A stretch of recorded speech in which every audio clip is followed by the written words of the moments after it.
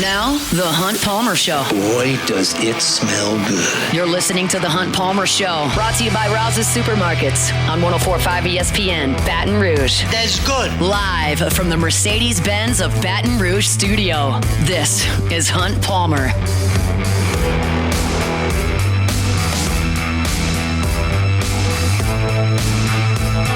Welcome in. Hunt Palmer coming to you from Mercedes-Benz of Baton Rouge studio downtown in the capital city on this Thursday. Means we're brought to you by Rouse's Markets. Working towards the weekend. Fired up. You're hanging out with us from 1 to 3 here on the Hunt Palmer Show. Luke Johnson with us in 15 minutes. Saints have a new starting quarterback. We learned yesterday that will be Spencer Rattler. We'll talk to Luke about that coming up here in a few minutes. Sam Hutchens covers Ole Miss for the Jackson Clarion Ledger. He'll jump aboard at the bottom of the hour to talk about Lane Kiffin's team as they roll into Tiger Stadium for an important Saturday night for both programs coming up here in just over 48 hours. Best win and worst loss on the board at the end of the hour. We'll have Chris Blair, the voice of the Tigers, at 2:15. And I've got some key matchups I want to dive into for LSU and Ole Miss at the bottom of hour number 2.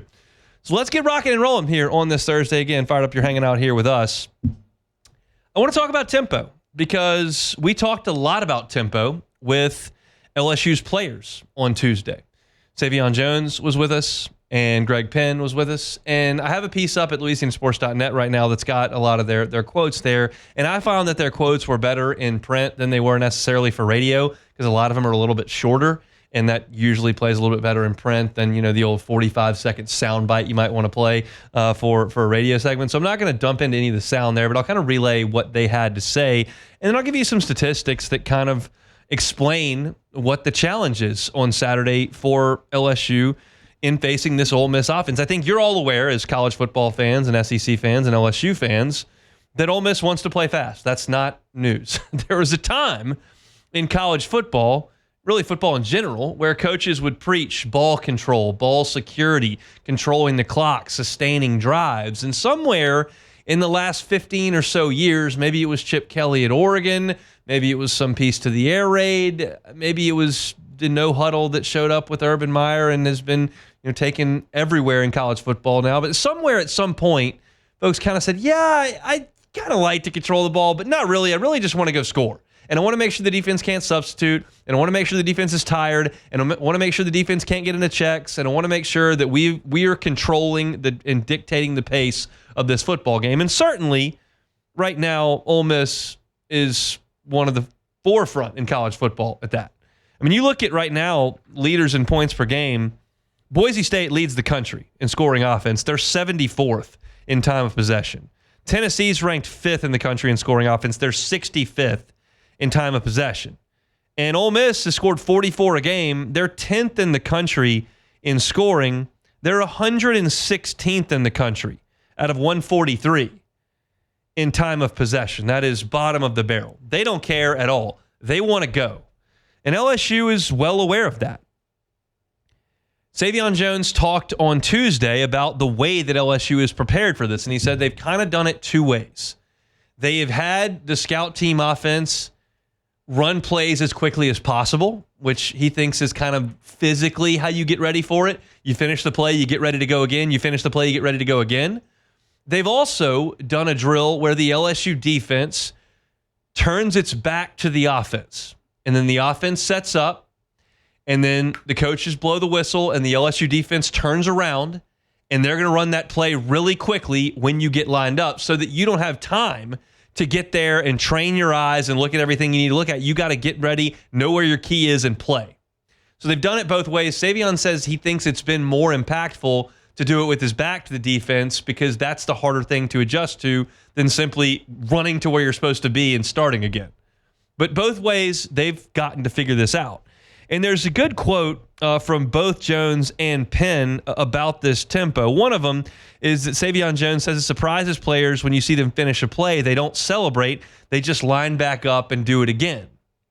And that's something the coaches have obviously coached into this LSU defense. They're not going to be doing a bunch of dancing and spiking the ball, and they're not going to be doing a bunch of demonstrative pointing for first downs. They are going to finish the play. When they get tackled, they run the ball to the middle of the field and put it down. Ole Miss has been coached to do that. And Greg Penn said, look, if you've got to to know that you can't celebrate either. We need to tone down the celebrations, he said, get back to the next play because they're going to snap the ball really fast. So we got to get our feet in the ground, and it'll be very important for us to go out there and execute. So that's the front end of the coaching of this thing. You understand that Ole Miss is trained to get the ball moving as quickly as possible once again, and LSU's defense is prepared for that. However, Ole Miss, generally speaking, likes to do this on chunk plays and first downs. This is a quote from Savion Jones. You can't tempo if you don't gain much yardage.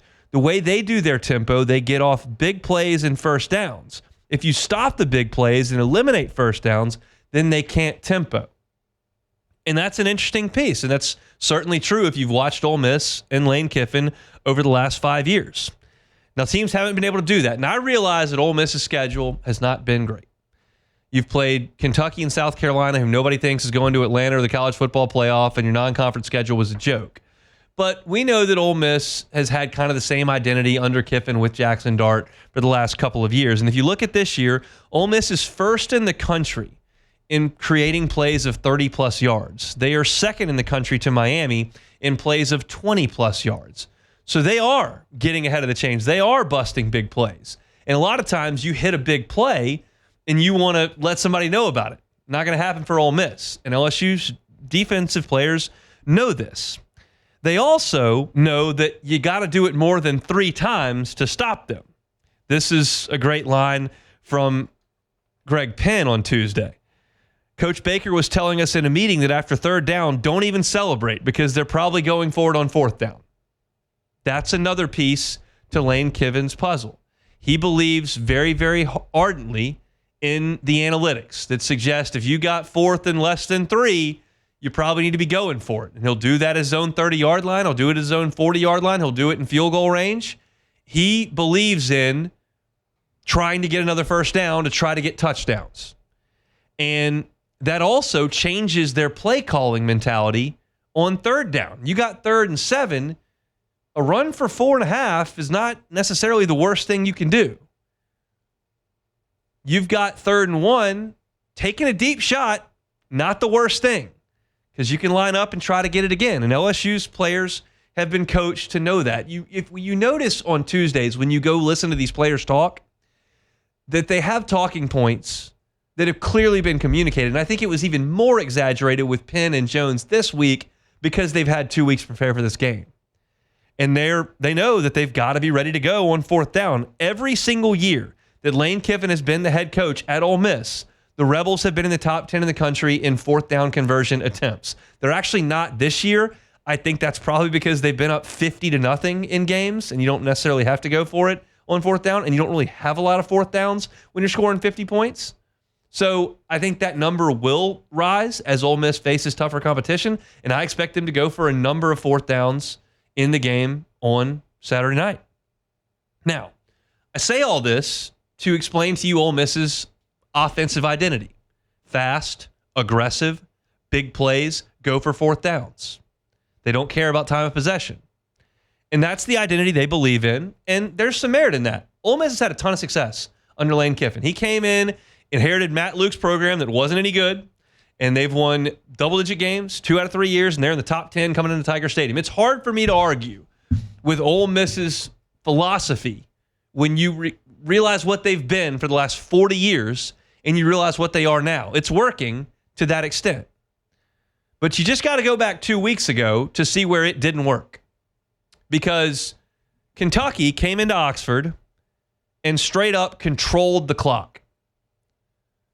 The Wildcats had one drive of 7 minutes and 38 seconds, one drive of 6 minutes, 26 seconds, another drive of 5:45, another drive of 4:34. And they're not, 9-minute drives always. But when you add all these up and you look at the game in its totality, while Ole Miss is going as fast as they can go, Kentucky won time of possession 39 minutes and 43 seconds to 20 minutes and 17 seconds. They won it 40 minutes to 20 minutes. And they ran 75 plays to Ole Miss's 56. And when you start to create that much of a chasm between the play amounts, all of a sudden it becomes difficult to win. And I think LSU has a chance to take some advantage of that, because LSU does run a bit of a ball control type offense. They like to throw the ball, which most people would mean you like to go fast. No, it's just a controlled passing game. It's a high completion percentage. You've heard us say week after week after week that Garrett Nussmeier leads the country in completions. When you lead the country in completions, you're keeping the clock running a lot, especially when they don't stop it for first downs anymore. So LSU does run some ball control stuff. Listen to Ole Miss's scoring drives and just how quickly the Rebels can move down the field and do move down the field. Like, there are very, very, very few instances where the Rebels take any time at all. They have had 43 scoring drives on this season. 31 of 43 have taken less than 3 minutes off the clock. 31 of 43, less than 3 minutes. Of those 43 scoring drives, 3 of them have taken 5 minutes. 3. 5 minutes isn't that big a deal. I just went through Kentucky's drives. They had about 4 of them that were 5 minutes. In that game, Ole Miss has 3 on the season. They're just not interested in methodically plotting their way down the field. They want to go hurry up. They want to go tempo. They either want to score really fast or hit a big play. That's the MO. And to LSU's credit, the last 2 weeks, they haven't really given up big plays. They did against USC. They did against Nichols. They did against South Carolina. Those are running plays. And it wasn't great against UCLA. They did give up completions that went for large numbers, but they weren't necessarily busts in coverage. LSU's cleaned it up a little bit.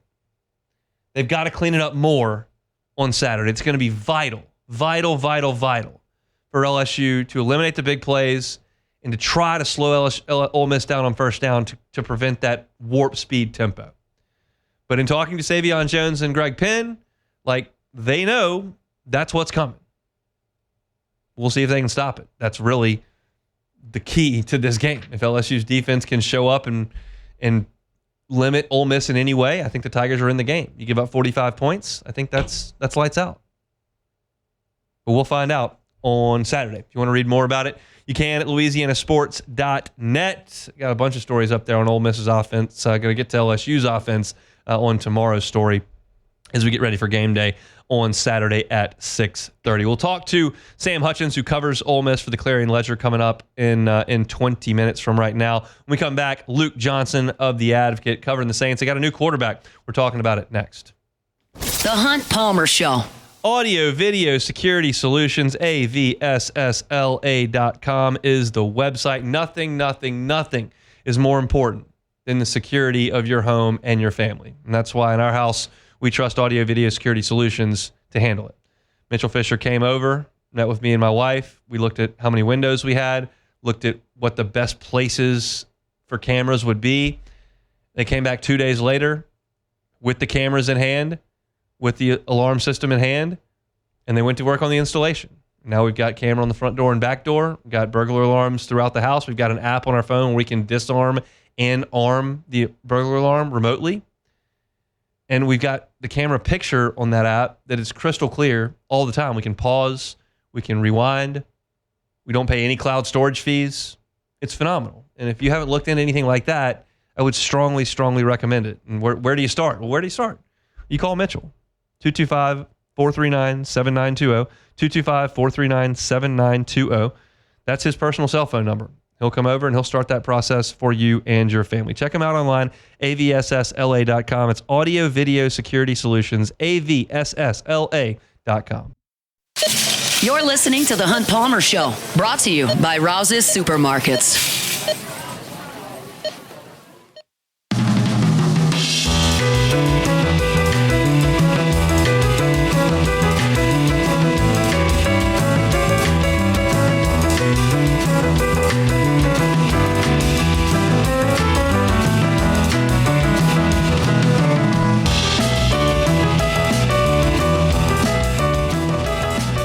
Thursday show is brought to you by Rouse's Market, official supermarket of the New Orleans Saints. If you're heading out to tailgate for LSU and Ole Miss, should be a beautiful afternoon on campus. Get on by Rouse's on your way out for everything that you need.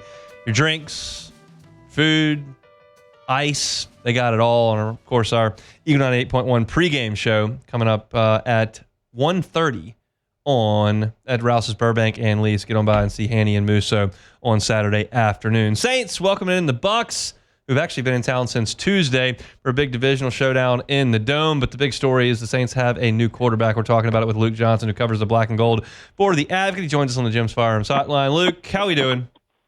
I'm doing great, man. Thanks for having me on. I didn't think you were going to say you were doing great because the Brewers aren't playing anymore. Well, that's just become an annual rite of passage for It really me. has. Which, by the way, if you haven't put money on the Mets to win the NL pennant yet, go ahead and do it. Because every year the Brewers have been eliminated, literally in their entire history. The team that eliminated them went on to win the pennant. So, well, the Mets are just a steamroller right thing. now. It is. It perplexes me a lot because the Cubs can't keep up in the regular season, and I don't find that acceptable. And then the Brewers get to the postseason and can't win, and that's weird too. And it just makes me mad, even though there's a little bit of joy in the fact that the Brewers don't move on because the Cubs can't keep up. A 2-run lead with like an all-world closer in the ninth inning. You got 2 outs left, and they blow it. Come on, man.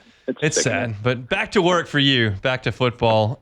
Look, let's talk about Spencer Rattler being named the quarterback. That's obviously the story more so than the loss in Kansas City. Saints are going to get a look at a rookie signal caller. What went into the decision to make him the guy? Well, look, I think to me, when I look at this, it makes sense, right, that Jake Haener was the number 2 for the first 5 games of the season. Because I think if you're looking for a guy on the team who is going to be able to come in and execute the game plan that was put in place for Derek Carr, I think it makes a lot of sense that would be Jake Haener. But as soon as they knew that Derek wasn't going to be available this week, you're looking at 2 quarterbacks. One has a high floor, Jake Haener. I think he can execute an offense, and I think he's really smart and accurate. He processes the field really well. And then you got the high ceiling guy in Spencer Rattler. And I think just considering everything that they're going through right now in this roster with injuries up front, injuries of the skill position players, injuries on defense, I think the high ceiling guy makes a lot more sense. Especially when you can just kind of craft the game plan around the strengths that he has. As soon as word went out that Derek was going to be out, I thought it was a possibility, and then it's like 10 minutes later, everybody's saying, "Well, Spencer Rattler's an option." It makes complete sense. So let's talk about his game. You haven't seen a ton, but we saw some training camp and then some preseason action. What do you think they will try to get done with him? Well, I think the vertical passing game is still going to be there. He throws a really, really great deep ball. And it's not just the deep balls, but he can throw the ball to the sidelines. He can throw those corner routes. I think that's all part of it. I think he's probably the most mobile quarterback on the roster. He's not like a dual threat guy per se, but he's a guy who can throw on the move. He can throw off platform. You can use the bootleg game with him, and he can give you a little bit as a scrambler. He kind of reminds me like a smaller version of early career Aaron Rodgers. Where he can give you a couple scrambles a game where he's picking up 8-9 yards, he's converting the first down, but he's not going to be that's not going to be a huge part of his game. The areas where he kind of struggled, especially early after he was drafted, he was a little late on some of his reads, throwing the ball a little bit late, and that it kind of cost him with some camp turnovers. But I think he got a lot better as everything progressed. He's still, he's a 5th round rookie. He's still a little inconsistent, but the talent is obvious. And we'll see what kind of game plan the Saints are able to put together. It's going to be tough because they don't have a functioning offensive line right now, and I think that's going to hurt him a lot more in the fact that they haven't been able to run the ball. But if they can give him a little time, I think he's got the talent to get the ball to the receivers, which is important. This is kind of the way that I'm framing it. You mentioned that the offensive line's been porous. Rashid Shaheed didn't practice on Wednesday. Olave was MIA in Kansas City. They haven't run the ball fantastically since the offensive line went out. It doesn't feel to me to be a super advantageous spot to toss an NFL debut into the mix. Am I on the right track there? Yeah. This is about as bad as it can get, right? like if you're a rookie quarterback, you don't want to be going into a situation where the offensive line is a mess. You can't run the ball, and then you're going up against a defensive coordinator who's known for his kind of exotic, aggressive blitz packages. I mean, it's going to be tough sledding for him. I mean, if he goes out there and has a really good game against Tampa, that means he had a really good game. I mean, it's because the situation around him is really not good right now. I mean, you're probably going to be without 2 or 3 starters on the offensive line. You're going to be without, pretty much your second best runner in Taysom Hill, probably. I mean, it's tough. It's a bad situation, but like if he goes out and balls, then you got something in him. What are the chances of that? I mean, you're talking about a fifth rounder here. Most quarterbacks in the NFL, the vast majority of them are high first round picks, and you've got your Brock Purdy's sprinkled throughout the league with Kirk Cousins kind of and maybe Dak Prescott, but it's not all that common. I mean, what are the odds that he comes out and really asserts himself? Just because of all the reasons I laid out, I think it's probably not likely. It's just a really tough situation, but and I think he would have really benefited from sitting and developing because he's like obviously got talent. And I think the Saints have a good offensive scheme, one that kind of suits his skill set. They've got some good players on offense, but just like this is not an ideal time to drop him in there. Their run game has really, really struggled, and this scheme is like completely dependent on it. Everything they do is based off of how well they run the ball.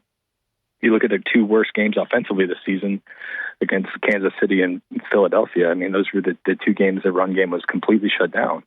And you've seen their passing, their play action passing numbers take a dip. You've seen their screen numbers take a dip. So I mean, for him to go out there and have a really good game, I think that would really tell me they have something special in him because this situation is just really abysmal for a rookie quarterback to be dropped into. Let's talk about the other side of the ball. Kansas City had a lot of yards. They didn't score a lot of points. How did you think the defense performed? I mean, not good enough. The red zone defense was really good. It's been really good all year. It's kind of crazy to think about the fact that the Saints are a game under 500 and they've allowed 6 touchdowns in 5 games. But there's too many things right now that are correctable mistakes that they just keep making. Whether it's like coverage busts or guys like slipping and falling like Tyrann Mathieu did on the 50-yard pass at Juju Smith-Schuster in the fourth quarter. Guys missing tackles. This is stuff that's just kind of continuously plaguing them. In a way, I think that stuff is fixable, and they're going to be a pretty good defense down the stretch. But they've got to fix that stuff. They can't let teams just kind of control the ball and go on these long drives, even if those drives end in 3 points. I mean, that disrupts the rhythm of the offense and gives you less chances at it. And I think they can be better, but they've got to get it turned around. And the good thing is they're still fairly healthy on the defensive side of the ball. I mean, they're going to be without a couple guys this week, but I think they could go out and have a decent game Sunday against Tampa to help Rattler out a little bit. How do you think they match up with Tampa? Baker's usually been pretty good over the last year and a half. I think they match up well. You look at what Tampa excels at. They have really good skill position players on the outside. But their offensive line has been, outside of Tristan Wirfs, has been kind of shaky this year. I don't think their run game is anything special. That those players on the outside match up with the Saints' strength, and that's their own playmakers on the outside. And then, for all the times they couldn't get Patrick Mahomes on the ground last week, I think they still did well up front and putting pressure on him. So, I think that could be an advantage for the Saints this week as well. The problem with Baker Mayfield is that he's a little slippery. He killed them last year in the Superdome on 3rd and 9, 3rd and 10, 3rd and 11, all these 3rd and longs he kept converting because he'd get out of pressure and find a guy downfield. Like they got to make plays on him this year, like kind of like they did in the second game of last year. Like if they can avoid him extending plays, I think they're in really good shape this week. Everybody knows how vital this year is for the current Saints, and it's kind of teetering right now. How bad would a loss be on Sunday? Well, it'd be bad. Like there's no way around that, right? They'd be 2-4. They would have lost 4 straight. They got another short week coming up against the Broncos team that's been pretty good, especially on defense. They'd be sending a rookie quarterback against what has been one of the best defenses in the NFL, and you could see a path for them going 2-5 to start. And obviously, like you look at the way this division shaped out over the last couple of years, it's been one game deciding things for the Saints. They've lost it on tiebreakers. So, like these games are hugely important. It's important to end this skid that they're on, and really set themselves up to where this back half of the schedule, which is easy, where they can make that relevant. But when you look at the last couple of years, it's like they kind of hit this swoon in the middle of the season when they're dealing with all these injuries. They're unable to kind of overcome those. And then by the back half of the year, they have to like go on this crazy winning streak to even have a chance. They can't put themselves in that position again. So, this is a huge game, even though they've got the opportunities at the back half of the year to put some wins together. You can't let this thing kind of snowball and get out of control. What do you think the Dome's going to be like on Sunday? That's a good question. I mean, the last time we were there, they were playing the Eagles, and it was a great atmosphere. But 3 losses in a row, I think, have kind of dampened the atmosphere. I think there's going to be some excitement for Spencer Rattler. I know a big chunk of the fan base is really looking forward to seeing him. But at the same time, I mean, some of that kind of apathy that's been around here for the last couple of years is starting to creep back in. So I'm actually kind of looking forward to seeing what it's going to be like on Sunday. Enjoy the football Sunday, Luke. Thanks, man. Thanks, man. Talk to you soon. Luke Johnson from The Advocate, Saints beat reporter with us every single Thursday. Follow on Twitter @ByLukeJohnson for all your Saints news. Come back, talk Ole Miss. We'll go up to Oxford, chat with new beat writer at the Clarion Ledger, Sam Hutchens. He's with us next. The Hunt Palmer Show. One Bath and Closets. OneBathAndClosets.com is the website. David Duvall and his team, more than 30 years redesigning and remodeling bathrooms and closets. If you've got a great interest rate, locked it in a couple of years ago, not really looking to move, but hey, we maybe could make some adjustments, make some changes here, spruce up the old bathroom, spruce up the closet situation. You can do it with David Duvall and One Bath and Closets. You don't have to move to improve your living situation. If you've never thought of a renovation, just have the free consultation. It doesn't cost you anything to have David Duvall and his team come over and check things out and see what they can do for you. They can do a full-scale bathroom renovation. If you look at some of the things on their Instagram page, it shows you the extent of what they can do at One Bath and Closets. They've got a gorgeous new bathroom they just put in that's right there on the Instagram feed. But it doesn't have to be that extensive. It can be something simple like a tub-to-shower conversion. You take out that tub that you never use, put in that gorgeous glass walk-in shower, changes the look of your bathroom, changes the functionality of your bathroom. It also adds value to your home if you want to move on one day moving forward. Also, closets, a lot of folks just too much crammed in there, suitcases bunched in the corners, shoes all over the place. Use that space a little bit more efficiently. David Duvall and his team can do it at One Bath and Closets. Check them out online, onebathandclosets.com. You can get the free consultation, get pictures of their great work. You can also see the testimonials from their satisfied customers. It's One Bath and Closets. Check them out online, onebathandclosets.com. This is the Hunt Palmer Show, brought to you by Rouse's Supermarkets.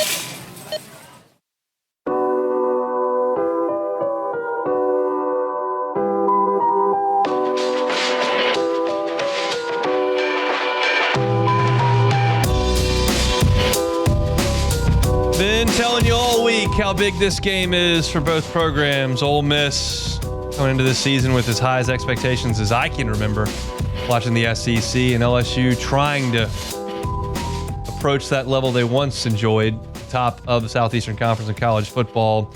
Winner's going to be in a really good spot after Saturday. The loser's going to have some soul searching to do the rest of the way. Sam Hutchens covers Ole Miss for the Jackson Clarion Ledger. He joins us now on the Jim's Firearms Hotline. Sam, thanks for a little bit of time. How are you? I'm good. I think that's the right setup. I think some folks are calling this an elimination game, which, in the 12-team playoff, it kind of feels about right. I don't know how you guys think about that. I said in August that I thought 10-2 would get you in, so maybe not, but you kind of look around and you don't know what's going to happen week to week. Last week was absolutely nuts, so it certainly won't help if you lose. I don't know if you can completely throw dirt on it because LSU's still got at A&M and they've got a Bama team coming in, Oklahoma, so you've got some chances for resume wins. And I know Ole Miss has a couple of those, including Georgia as well, but you'll be in a bad spot if you lose for sure. So it's a really, really big one. I want to talk about a couple things with you here, Sam. And the first is Trey Harris. Everybody down here is very familiar with Trey Harris. Went to high school in Lafayette, played at Louisiana Tech for a few years, and has been an excellent player there for Ole Miss wide receiver for the last year and a half.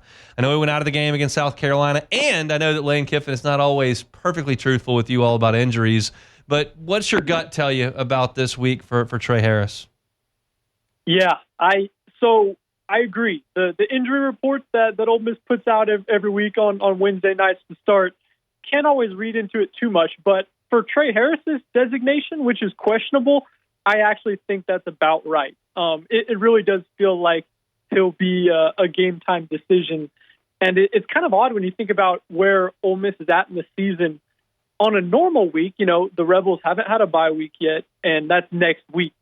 So normal week, normal game, you probably think this is the spot where you hold out your star receiver if you can't go and just prepare for the second half of the season with that bye week coming. But with this game at Baton Rouge, I mean, we'll get into it. He's such a huge part of the team that I think you have to throw that type of thinking out the window. So he'll be the guy I have my binoculars trained on the most in pregame warmups and all that.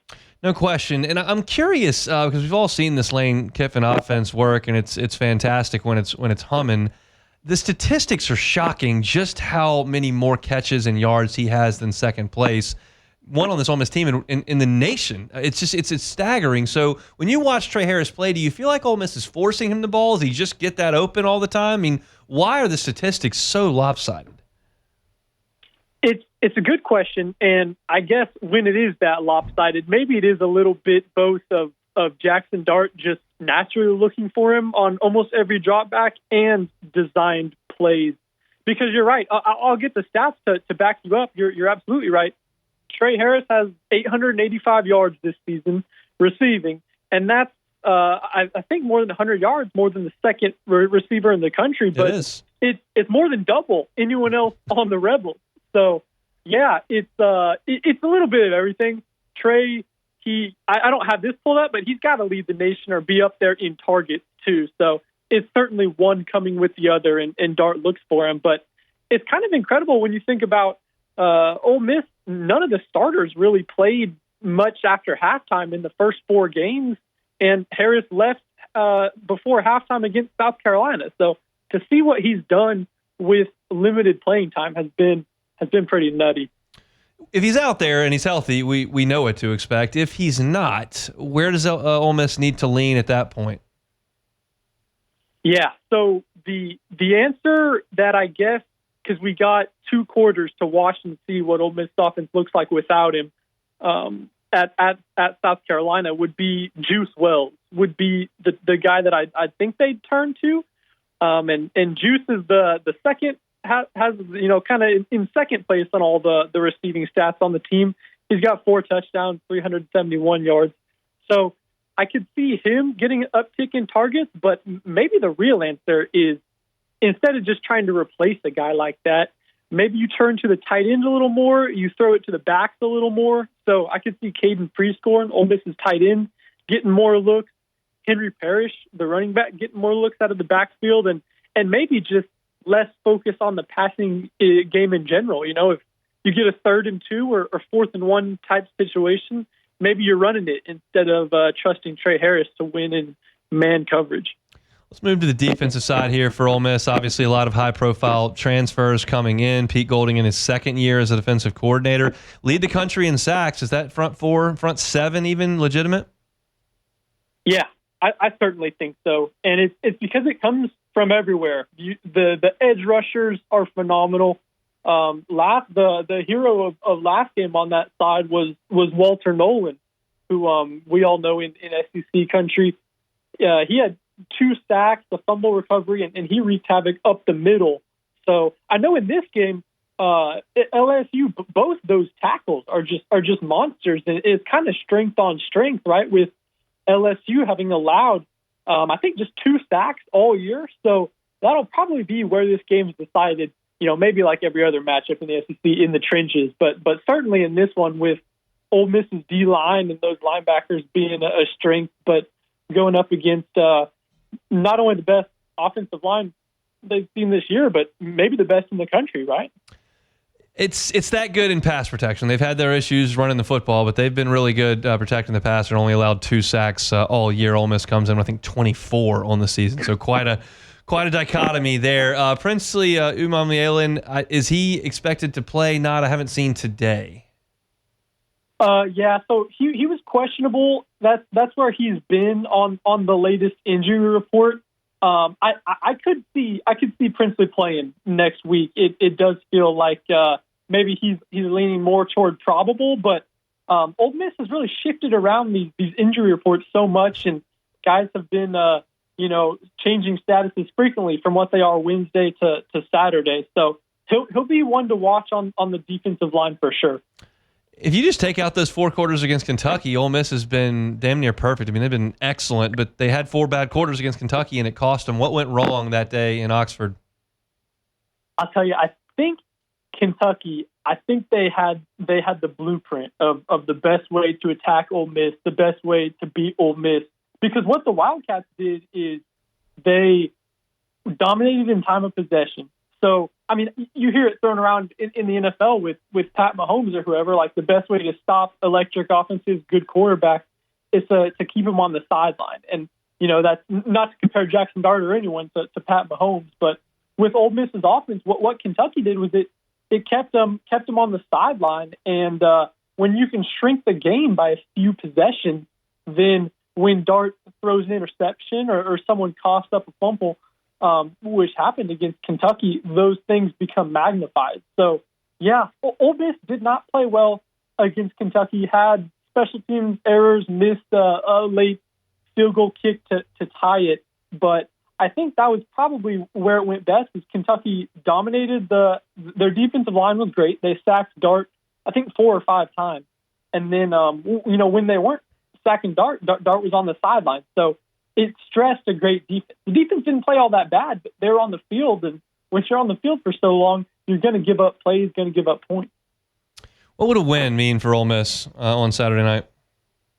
Oh, just walking around campus, around the field of the team, I think it means so much for the fans and the students. The players so much. People brought up in midweek availability this week, like, hey, you guys haven't won since 2008. And, I'm 22. These players are, 22 years old as well. And they're like, man, we were 8 or 9 or 10 years old when that happened. So, in this day and age, when the teams, across the country turn over so much anyway, not sure how much it matters to the players so much, but I think for the fans, for the coaching staff, and as we kicked off the starting interview for college football implications, that's probably the biggest thing, is the winner of this game is set up well to, hey, one loss, you still have SEC championship berth on the table.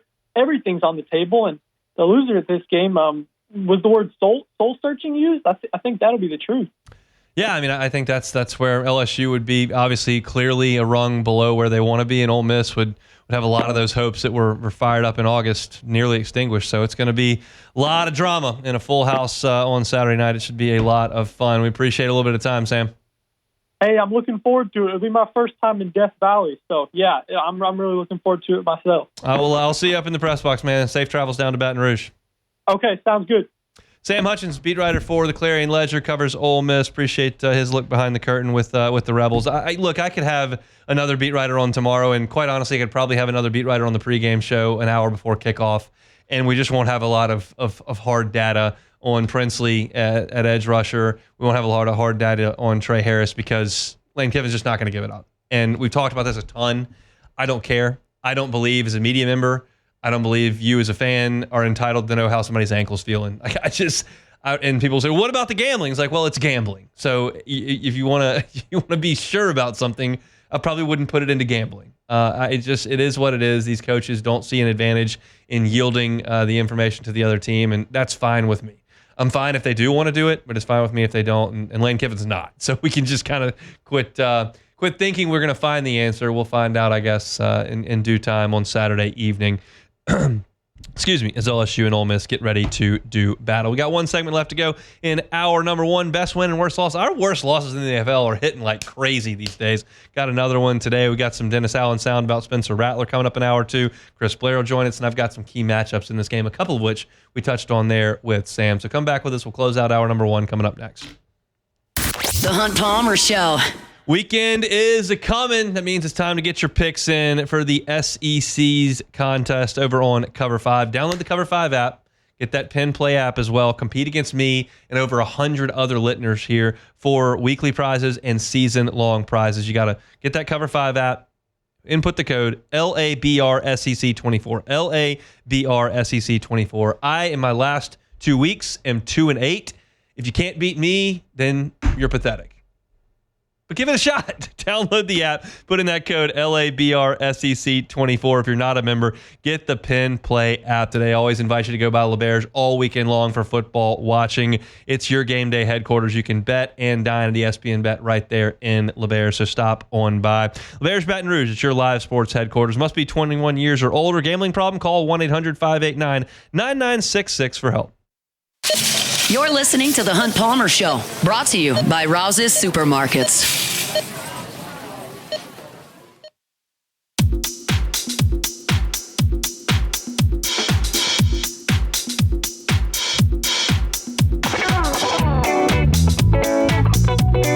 Shout out to folks at Rouse's Markets. Get on by Rouse's to do your weekend shopping, whether it's just for the family or you got a big tailgate.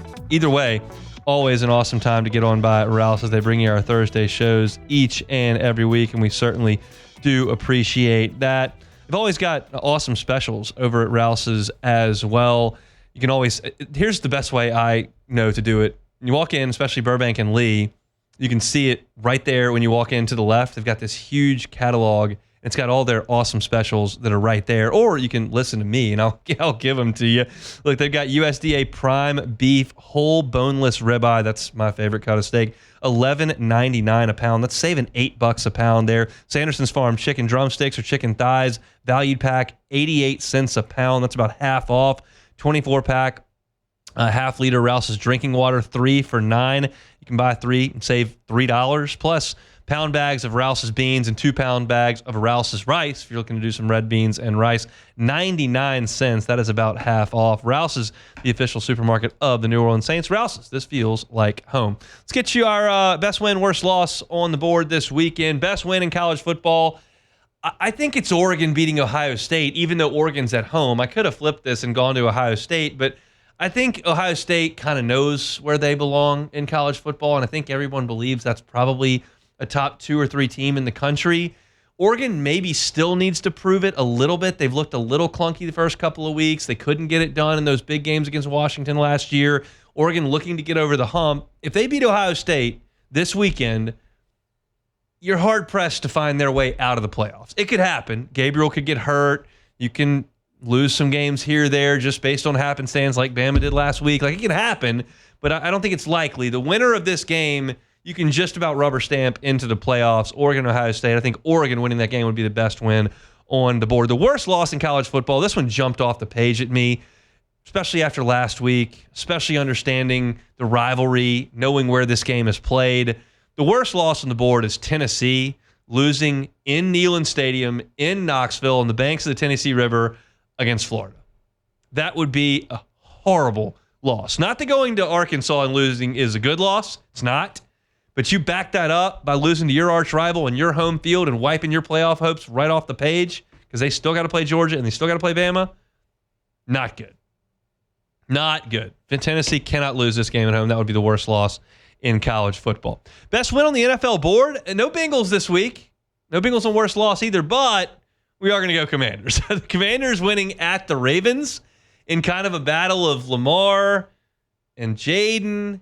Same kind of style. Both teams are scoring a ton of points. But as we mentioned last week, as Cincinnati played the Ravens, The Ravens give up more 20 and 30-yard passes than anybody in football. And Jaden Daniels can hit those. So that would be a huge opportunity there. If they can go on the road and beat Baltimore, you could start to talk about them being the class of the NFC. We'll see. That'd be a huge win for Washington. And the worst loss would be the Eagles hosting the Cleveland Browns, who have kind of become the punchline of the NFL right now. Like, that was reserved for the Panthers there for a couple of weeks, and then the Red Rifle came out and started winning a game and throwing the ball a little bit. And like, okay, that's not that bad. Cleveland's bad. And people are now talking about whether or not they're going to make the biggest move in terms of dead money in the history of sports. We'll see. I don't think it's going to happen between now and kickoff time. But Philadelphia at home hosting Cleveland cannot lose that game. So the best win on the board in college football, Oregon over Ohio State in Eugene. Worst loss in college football, Tennessee hosting Florida. Cannot lose to Billy Napier and the Gators. Best win in the NFL, Washington Commanders going to Baltimore and winning. And Philly hosts Cleveland. They lose that one. It'd be the worst loss in the NFL this week. Opened up the show today talking about Ole Miss's tempo. Gave you some quotes from Greg Penn as well as Savion Jones. You can find that at Hunt on LSU on YouTube, or also you can find kind of the print version of that at LouisianaSports.net. Luke Johnson was with us talking about the New Orleans Saints and their decision to go with Spencer Rattler in the matchup with Tampa Bay in the Dome at 1:15. You can find that on YouTube at Hunt on Saints. And Sam Hutchens from the Clarion Ledger covers Ole Miss. He joins us to talk about Lane Kiffin's Rebels. That can be found on YouTube at Hunt on LSU. Any of it can be found wherever you find your podcast. Apple Podcast, Spotify, Google, wherever you find your sound, you can find us. Just search Hunt Palmer Show. Like, subscribe, rate, and review. We'll open up hour number 2 with Dennis Allen sound. Chris Blair is going to join us. Key matchups between LSU and Ole Miss. Come back after SportsCenter. It's the Hunt Palmer Show.